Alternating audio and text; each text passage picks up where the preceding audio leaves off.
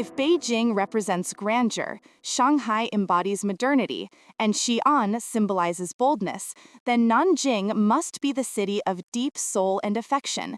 Some say Nanjing is the most melancholic city in China. As the ancient capital of 6 dynasties and the metropolis of 10, it has witnessed the retreating figures of too many empires and borne the heavy sighs of history. The poet Li Bai once sighed here, "On Phoenix Terrace the phoenixes played, now they are gone, leaving the river to flow alone." Du Mu also chanted of mist veiling the cold water and moonlight caging the sand while mooring at night by the Qinhuai River. Yet Nanjing is more than just historical ruins. Walking through the streets today, you will discover a unique, quiet nobility that belongs only to this city.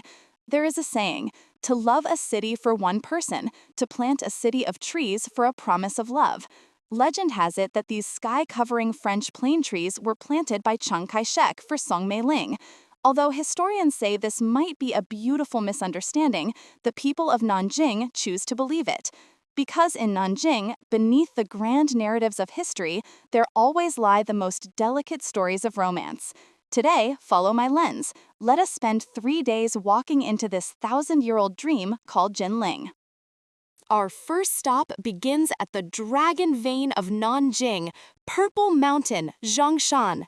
This place encapsulates nearly half of the city's history. Climbing up the 392 steps, you will visit the Dr. Sun Yat-sen Mausoleum. Viewed from the sky, the entire mausoleum resembles a Liberty Bell resting on a green velvet carpet.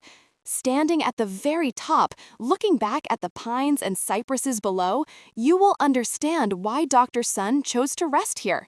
There is no gloom of imperial tombs, only the righteous spirit belonging to the era of the Republic. Just a short distance away, time rewinds 600 years to the Ming Shaoling Mausoleum, the tomb of Zhu Yuanzhang, the founding emperor of the Ming Dynasty. The most unmissable spot here is the Stone Elephant Road.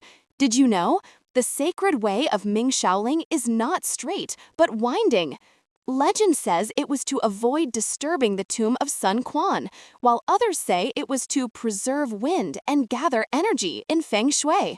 This reverence for predecessors and conformity to nature constitutes the philosophy of Chinese architecture.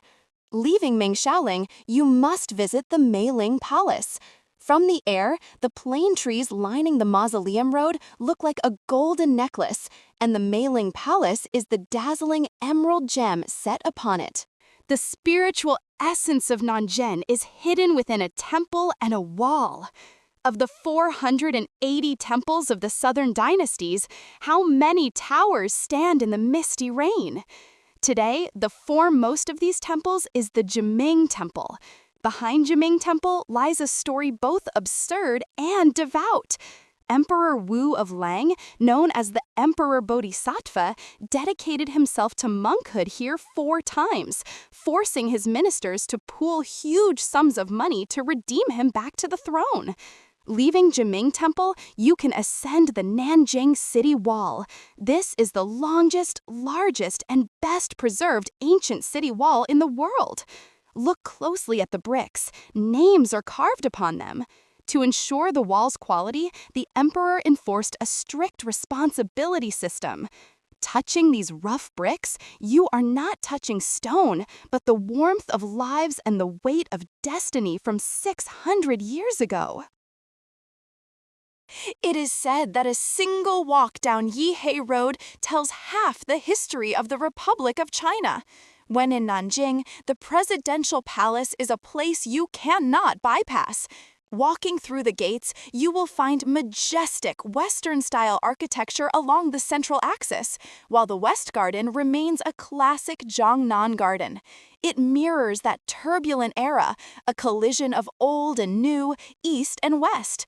If you seek a purer flavor of the Republic era, escape the noise and take a walk down Yihai Road. The courtyards are vast, the walls are high, and the trees are dense. Yihai Road is quiet now, disturbed only by the occasional bicycle and falling leaves. Walking here, there is no need to rush, only to feel. Feel the tranquility after the glory has faded, and a sense of aristocratic solitude unique to Nanjing. When night falls, Nanjing transforms back into Jinling. Our final stop is the Confucius Temple and the Qinhuai River. The most fascinating part of the Qinhuai River lies in its contradictions. On one side of the river stands the Jiangnan Examination Hall, where ancient scholars studied hard to pursue fame and rank. On the other side, there once stood the brothels and pavilions of courtesans. The most serious pursuit of glory and the most romantic venues were separated only by a strip of water. Watching the flowing river, you will realize that Nanjing's cultural heritage lies not only in imperial palaces, but also in the hustle of market life and the backbone of its literati. Don't forget, while sighing over history, to taste the flavor of Nanjing. A bowl of duck blood vermicelli soup, a steamer of jimming soup dumplings, or a serving of salted duck. At the end of this video, I want to say, welcome to Visit Nanjing.